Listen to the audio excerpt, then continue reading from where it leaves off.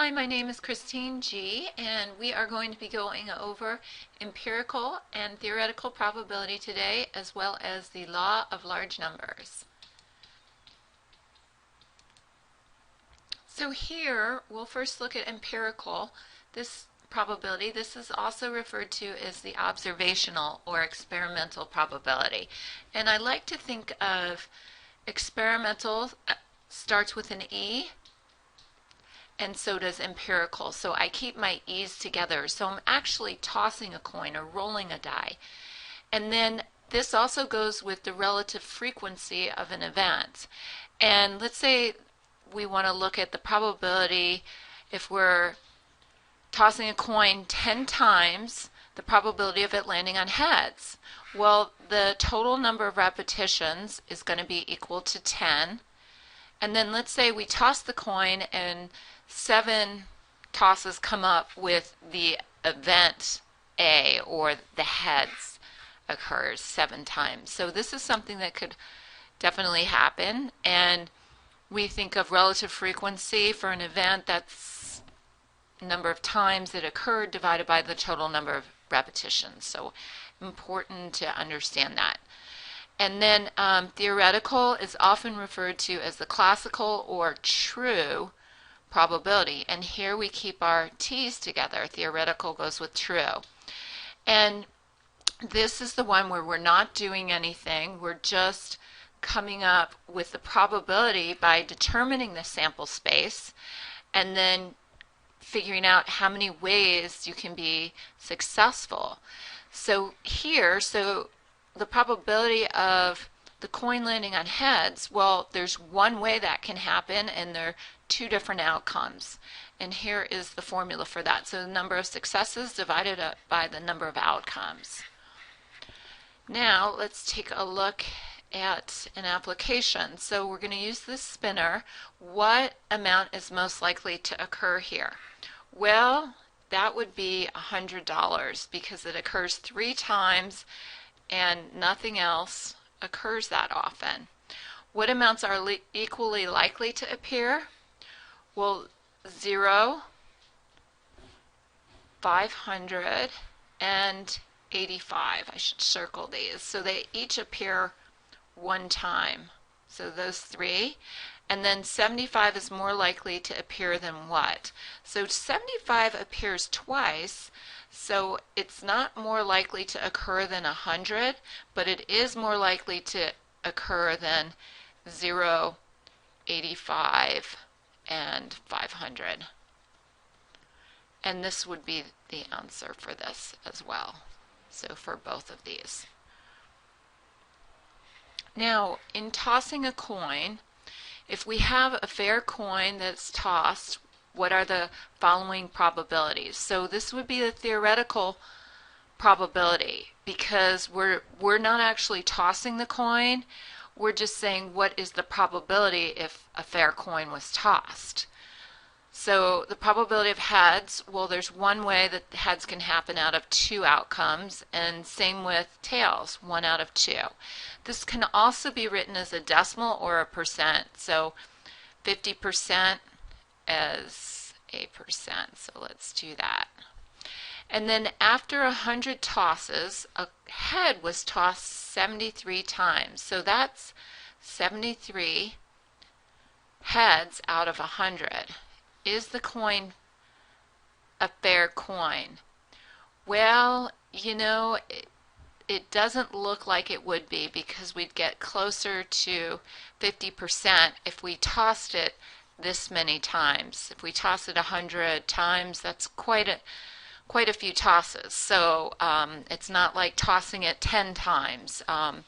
So here, this is happening 73% of the time we're getting heads. So that's not very close to 50%. So I would say, because it's a large sample size, over 30, that this is not an example of a fair coin typically. It could possibly be, but not typically.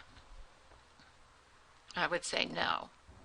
And then fill in the blanks. So the first one, unlikely. certain. Let's go with the ones that are like definite. So certain would be E, because this is 100% chance it's going to happen. It's happening. So let's put that here. And then impossible, well, it's not going to happen, so that would be A. Even chance, that would be 50% of the time that that happens, so that would be C. And then likely, well, likely would really be anything above 50% and less than 100%. So anything in between here, it could be 83% or 55%. So that would be D, 75%. And then here, unlikely, well, if it's less than 50% and more than 0, it's unlikely that it's going to occur because it's occurring less than half of the time. Perfect.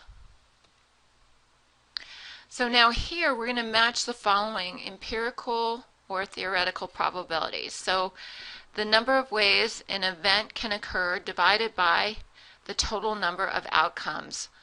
Well, this is theoretical because the number of ways an event can occur.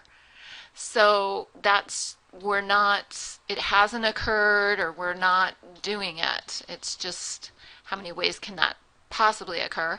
And then experimental or observed probability. Again, we keep our E's together, and experimental always goes with empirical because we're doing something. Relative frequency, same thing. How often something happens divided by the total number of repetitions. So that would also be, we're experimenting. So relative frequency goes with that. And then used for games of chance. Casino owners use theoretical probability to make lots of money.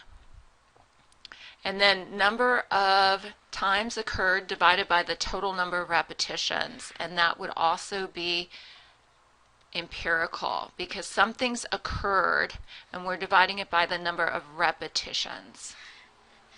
We're doing something, so it's empirical or experimental. What happens to the empirical probability, or otherwise known as relative frequency, when you do the following? And what is it called? So increasing repetitions, the sample size, and repeating the experiment more times. Well, let's take a look at an example. Let's say that we have a coin that we're tossing 10 times, and when we toss it, we get, let's say, 7 heads. So here, that is 2 more than we should get because we know the theoretical probability of getting heads is actually 1/2, no matter how many times we toss the coin, and that is equal to 50%. So it happens half the time. Here, this should be 5/10, but it's not. It's 5 plus 2, so 2 more than 5, and this is also equal to 7 out of 10, which is equal to 70%. Now, let's say that and that's perfectly reasonable. If you toss a coin 10 times, you could possibly get 7 heads out of 10. This is a very low number of tosses, but let's say that we toss it, let's say 100 times, and we get, instead of getting 50, which would be what we want to get, we'd get, or what the theoretical probability tells us, let's add 2 more and say 52. So this is really 50 plus 2 more, which is 52. And I'm just showing the addition here to illustrate that I'm just adding 2 more than theoretical tells me I should get. And look at this difference though. This is 52%. This, when we only toss it 10 times, even though we're off by 2, we get 2 more heads. It's a huge difference, right? Our percent is not very close. It's 20 percentage points above the theoretical. Here it's only 2 percentage points, even though it's only 2 up. So we can think of it, the more we experiment or do these repetitions, the closer the experimental or empirical probability goes to the true probability or theoretical. And this is called the law of large numbers.